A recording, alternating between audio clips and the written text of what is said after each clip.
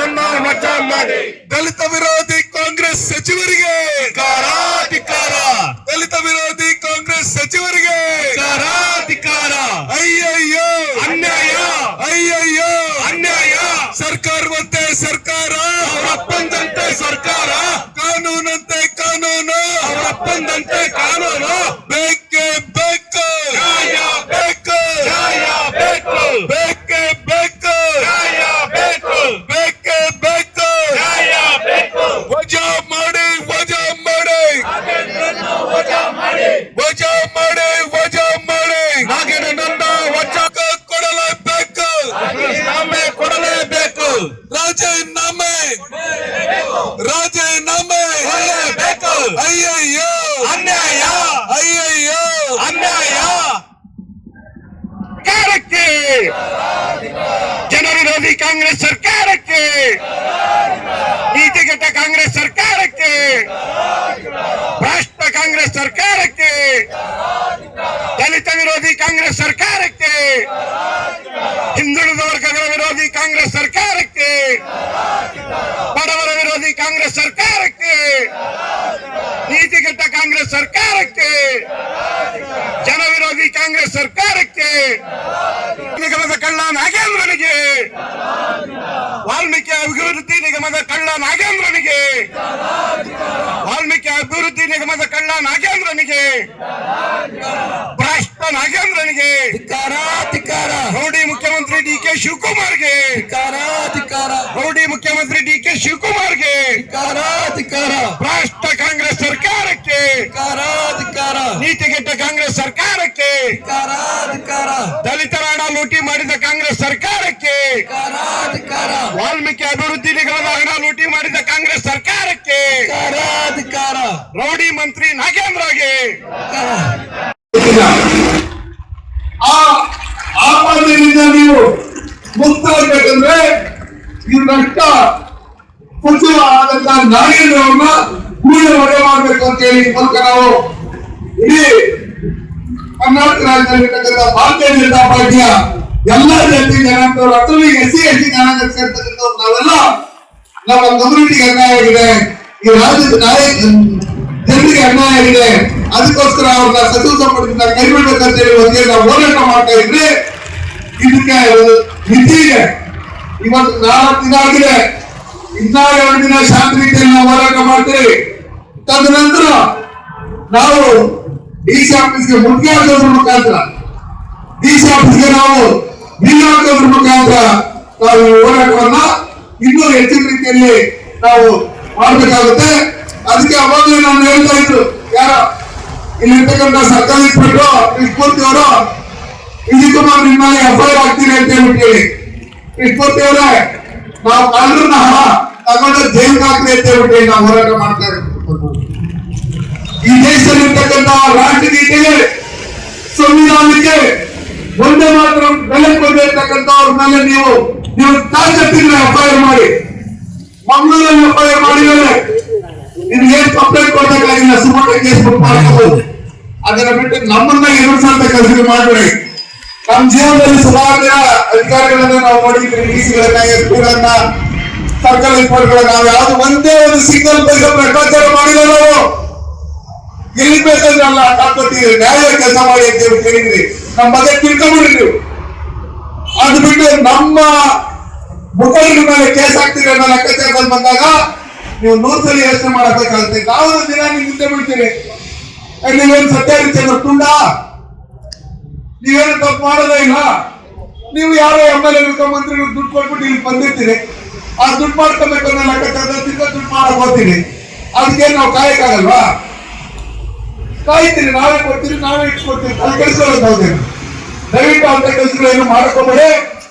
Department ಬಗ್ಗೆ ನಮ್ಗೆ ಒಳ್ಳೆ ರೆಸ್ಪೆಕ್ಟ್ ಇದೆ.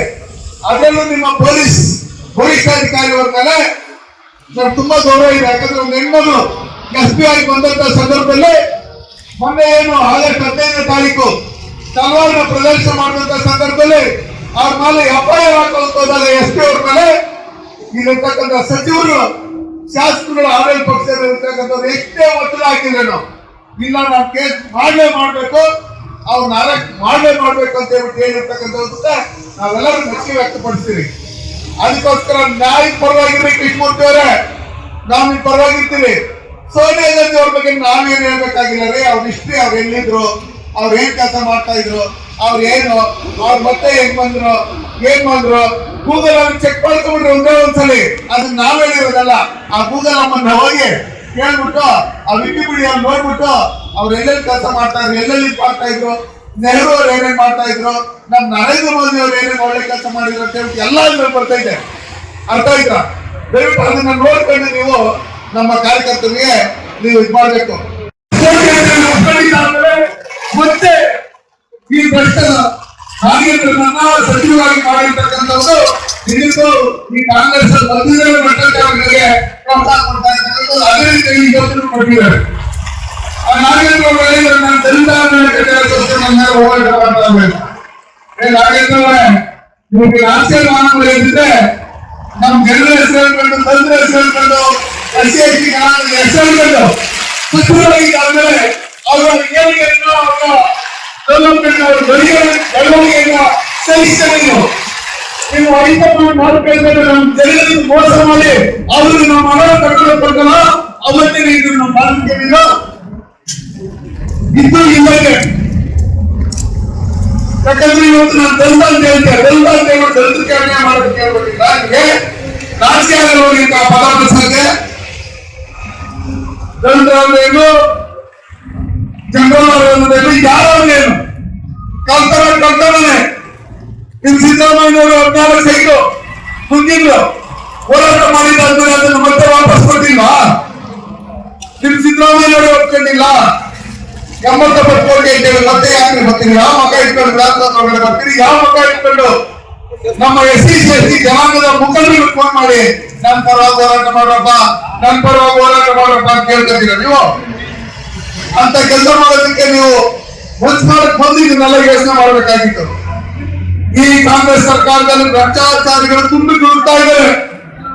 ಲಕ್ಷ್ಮೀ ಹೆಬ್ಬಾಳ್ಕರ್ ಮಹಿಳೆಯರಿಗೆ ನಾವು ನ್ಯಾಯ ಕೊಡ್ತೀವಿ ಅಂತ ಹೇಳಿ ಅವ್ರ ಅಕೌಂಟ್ ಹಣ ಹಾಕ್ತೀರಿ ಅಂತ ಹೇಳಿ ನಕಲಿ ಅಕೌಂಟ್ ಹಣ ಹಾಕೋದ್ರ ಮುಖಾಂತರ 5,000 ಕೋಟಿ ಮುಂಚೆ ನೀರು ಕುಡಿದಿದ್ದಾರೆ. ನಾನು ರೈತರ ಪರವಾಗಿದ್ದೀನಿ, ದಲಿತರ ಪರವಾಗಿದ್ದೀನಿ, ನಾನು 7 ಸಲ MP ಆಗಿದ್ದೀನಿ, ನಾನು 6 ಸಚಿವರಾಗಿದ್ದೀನಿ ಅಂತ ಹೇಳ್ಕೊಂಡಂತ ಈ ಮುನಿಯಪ್ಪ ಅವರು 7 ಸಲ ಕೋಲಾರ ಹಾಳು ಮಾಡಿದ್ದು ಸಾಲದೆ ಇವತ್ತು ಇಡೀ ರಾಜ್ಯದಲ್ಲಿರ್ತಕ್ಕಂಥ ಬಡವರು, SC/STಗಳು, ಜನರಲ್ ಎಲ್ಲಾ ಜಾತಿ ಜನ ಬಡವರು ರೇಷನ್ ಕಾರ್ಡ್ಗಳನ್ನ ಇವತ್ತು ಸುಮಾರು 18 ಲಕ್ಷ ರೇಷನ್ ಕಾರ್ಡ್ಗಳನ್ನ ಇವತ್ತು ವಜಾಗೊಳಿಸಿ ಅವ್ರ ಹೊಟ್ಟೆ ಮೇಲೆ ನೀವು ಕನ್ನೆಸ್ತಿದ್ದೀರಿ. ಅದೇ ರೀತಿಯಲ್ಲಿ widow pension, old age pension 28 lakh ಜನರಿಗೆ ನೀವು ಮೋಸ ಮಾಡಿದ್ದೀರಿ. ಒಂದೊಂದು ಕಾನ್ಸ್ಟಿಟ್ಯೂನ್ಸಿಗೆ ಬಂದದ್ದು ಕನಿಷ್ಠ ಪಕ್ಷವನ್ನು 25,000 ಜನರಿಗೆ ಬಡವರಿಗೆ ನೀವು ಮೋಸ ಮಾಡಿರ್ತಕ್ಕಂಥದ್ದು ಕೇಳ್ತಿದ್ದಾರೆ. ಆ ಸಂತೋಷ್ ನಾರಾಯಣ ಕಾರ್ಮಿಕರ ಹೆಸರು ಹೇಳ್ಕೊಂಡು ಬಿಕ್ರಿ ಕೊಡ್ತೀರಿ ಅಂತ ಹೇಳಿ ಒಂದೊಂದು ಕಿಟ್ ಮೇಲೆ 2,000 ರೂಪಾಯಿನ ಕಿಟ್ ಕೊಟ್ಟು ತಗೊಂಡಿರ್ತಕ್ಕಂಥದ್ದು.